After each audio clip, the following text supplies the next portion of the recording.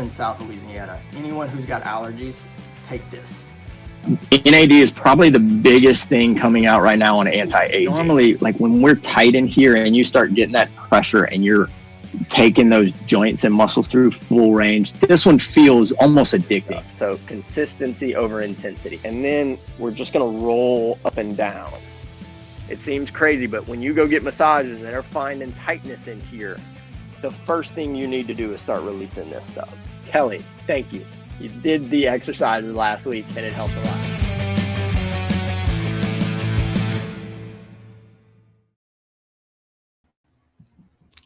Good day, my friends. Please let me know if you can hear me and everything is good on that front. This is another episode of Tea with Dr. D. I jump on here every month, the last Wednesday of the month, and answer whatever questions we have about health, about healing, about performance, pain, supplements, whatever you're doing, whatever you're worried about. That's what this is for. It makes kind of a nice little way for us to touch base and talk about whatever you're trying to do to improve your health. I did just finish recording a really, really cool podcast on breath work with Curtis Lee Thomas. Be watching for that. Very cool about just how powerful breath work can be. But one of the things that we're talking about, we have our upcoming golf workshop about all things golf pain and performance and how do we improve distance off the tee? How do we play more golf with less pain? And I wanted to pull together some of the questions that a lot of my patients had, a lot of you had presented about what things we're dealing with in terms of golf problems and answer a few of those questions. By all means, if you have any questions that are related or not related, let me know and I'll answer what I can. You can shoot me a text, 801-691-7582. That goes straight to me. I can answer that and get these all the time. And sometimes it's like, what dosages should I be taking for different things? But let me know and I'll answer whatever question you have. And a lot of times we'll pull questions from these text messages to answer some of this stuff. So if y'all have any health related questions at all, but certainly any golf related questions, I'd love to dive in and answer anything that I can. So let's get rolling with it. I'm gonna pull a few of the questions, and we got a number of things that were kind of movement related. So we're going to kind of put a few of those things together. One of the questions, and this one is quite near and dear to my heart. If y'all are here on Saturday, so our golf workshop is going to run here at the office, 913 Harding from 9 to 11 Saturday morning. And so we'll answer a lot of these questions, but why does my golf swing cause hip pain? And I got a number of these questions from patients over the last few weeks. And another one is back, and I think we'll dive into back a little bit differently. But when we're looking at hip pain in the golf swing, hip mobility is such an important thing whenever it comes to golf. If we don't have proper rotation of your hips, a lot of people work on hip forward and backward motion and in and out, ab and adduction motion, but not a lot of people work on rotation of the hip joint. That is such an important move if you're a golfer, because when we're going through our backswing and our follow through, what you'll see is that one hip is internally rotating while the other is externally rotating, and then vice versa. And if we're missing some rotation mobility in the hips, you're going to absolutely have some impingement in there across the labrum and across some of the capsule of the hip. So almost 9 out of 10 times when someone tells me that they're having hip pain after a round of golf, a lot of times you are either not paying attention or covering up your symptoms during the golf game with maybe some substances. You know who you are. If you get it anywhere in that next 24 hours, then I would say the most likely culprit is improper rotation. With a caveat, I have seen some people who have overuse of their hip flexors. So the muscle they're trying to kind of generate power with is the hip flexor. That's not what that muscle should be used for, and they end up tightening up and compressing the hip.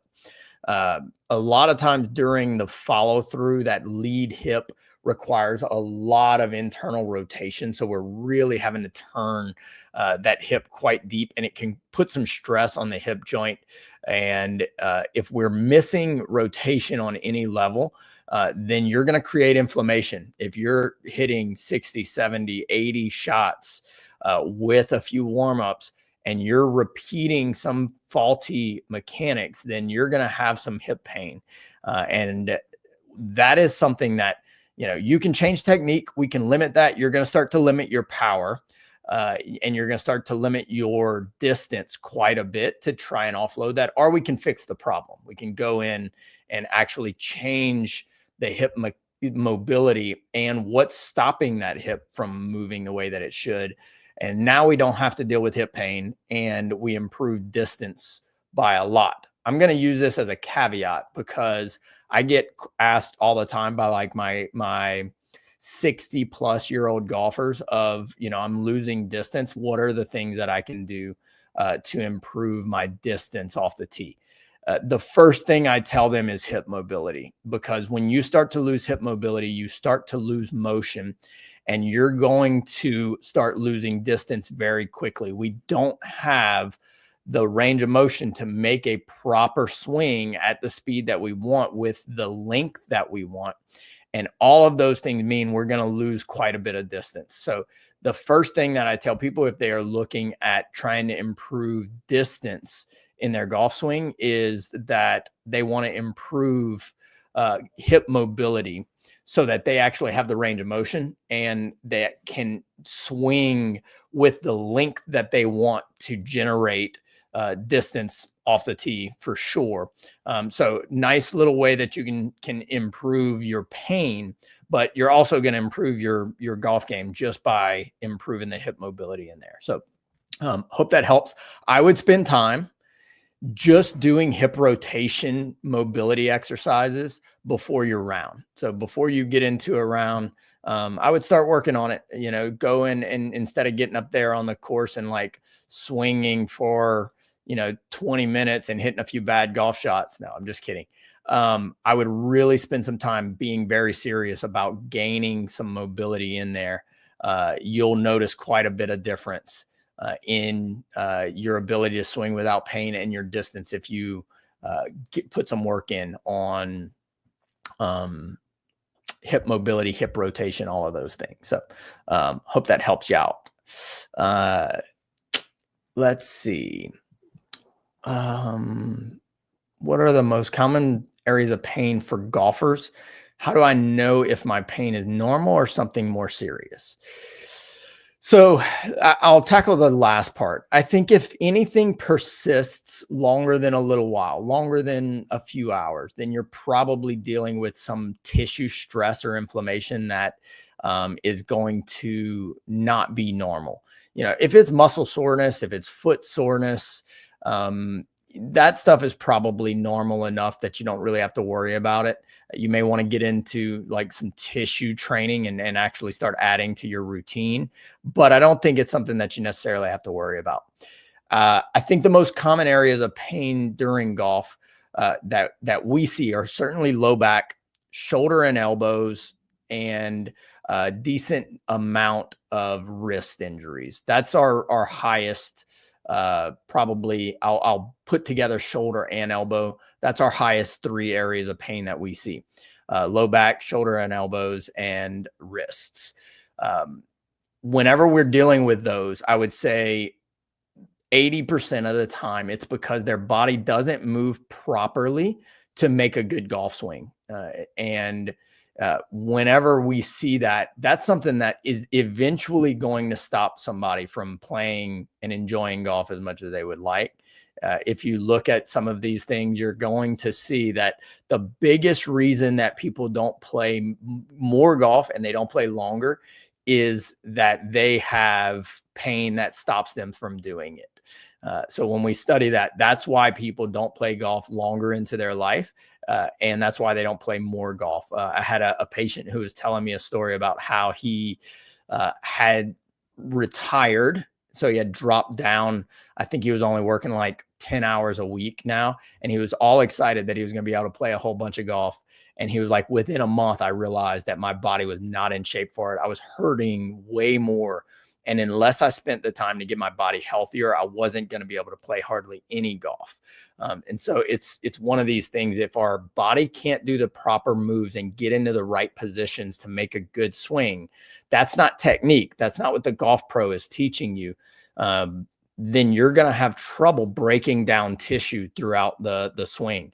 One of my favorite reasons for working in golf and for having people who are interested in golf is it's a performance-based activity. It's a sport that we can take very far in life. Tennis falls in this category for me as well.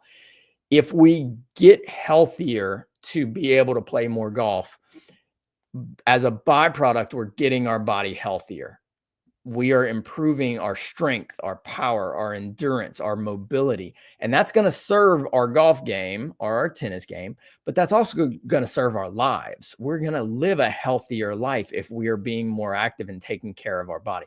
This is why I love these things, is it's like gives us this way of measuring our improvement on a week-to-week basis, but it also gives us a way of like maintaining health. So I love working in this field and getting people in who go and they work on their mobility and they improve their back and core stability. One of the big reasons I see low back pain in golfers is they don't have the strength in their deep abdominal muscles and the deep stabilizer muscles of their low back to keep a very tight core. Your lower back in the golf swing is actually a stability segment.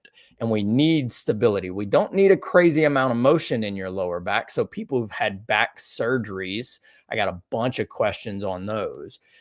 If people who had back surgeries started to realize like, oh, I can actually still play golf after a back surgery or a back injury, because your lower back is a stability segment, but you've got to maximize that stability. You have to really work on core stability. If y'all have joined me on Tea with Dr. D in the past, you've heard me talk about the big 3 stability exercises for your low back.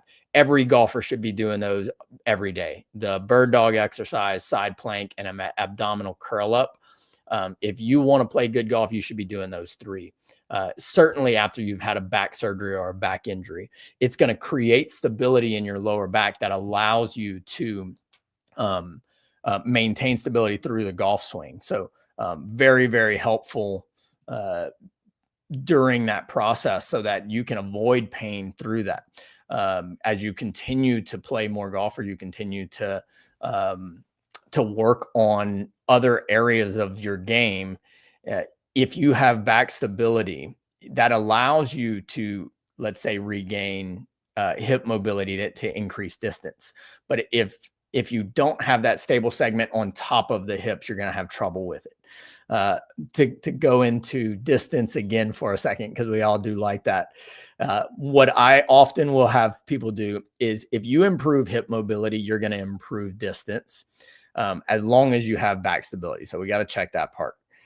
The next thing is rib cage mobility and control. So if you're trying to improve distance, start working on your hip mobility, number 1. If you're spending some time doing that, then what I want you to start working on is your trunk, your upper back, mid back, and your rib cage mobility. So doing thoracic rotation stretches, getting a foam roller, rolling out your mid back, and starting to do like mid back rotation stretches and mid back rotation exercises for rib cage control. If you gain, even let's say you gain 5 degrees of motion at your hip and 5 degrees of motion at your mid back, the amount of distance that can translate to with a good golf swing is immense. It is incredible. I've had people in the simulator, just by increasing those 2 things, increase their distance by 30 yards off the tee. So it's like these little small degrees in body motion make a very big deal or a very big impact on distance for sure, swing speed, swing length, and a lot of your ability to continue playing without pain because you're not creating a lot of tissue trauma. The less mobility we have, the more tissue trauma you're going to experience. So, if you are dealing with lower back pain during the golf swing, I would say, like, as a blanket statement, you probably need more hip mobility and low back stability. So we're killing two birds with one stone. You're going to get your back to where there's less stress on it, but you're also going to improve some distance quite a bit. So that's something that we hear all the time is like, oh, I can't play. I had back surgery. We've got so many people who get back to playing really good golf, and in a lot of cases better after a lower back surgery. So don't let anybody tell you that you can't do that. If you do the right things, you absolutely can. We just need to pay attention to how your body moves. So hope that helps. Thank y'all for joining me. If y'all have any questions, let me know. Hit me up. Answering questions about supplements and health and all kind of fun stuff. I do get a lot of kind of supplement questions whenever it comes to golf and like joint health. We're going to talk a lot about that on Saturday as well. What else did we have for that? What can I do off the course to prepare my body for golf and prevent pain?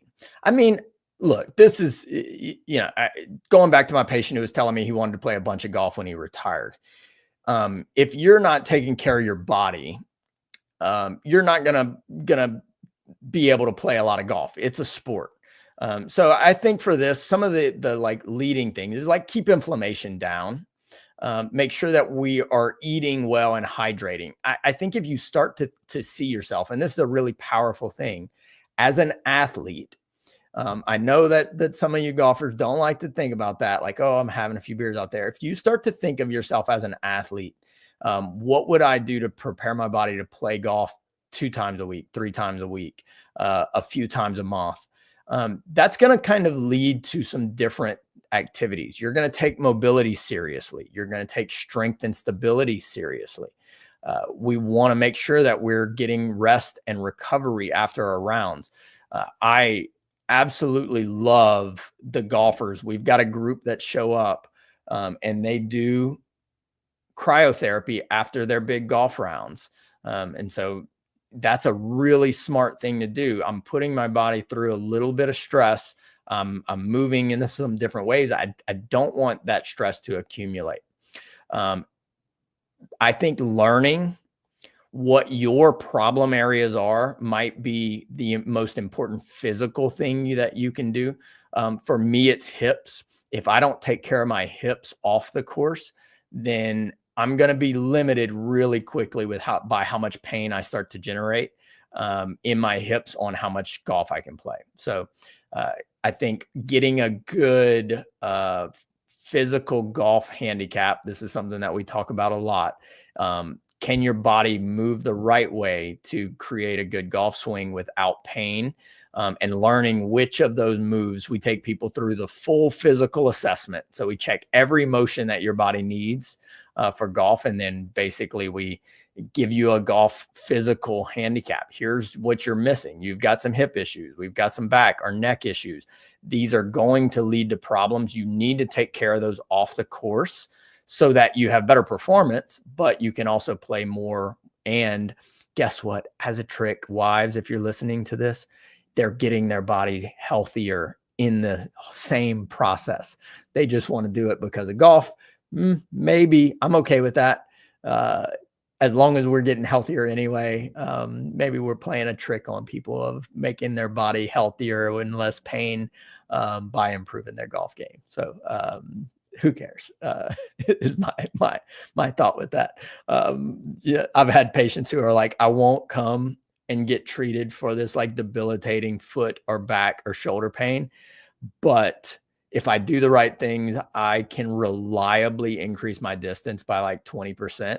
Okay, like now I'll do it. Now I see that tangible result immediately, and I can make those changes, and I can do whatever I need to do to achieve that. So I like that when we get healthier and we feel it, even if we're playing a trick on people. So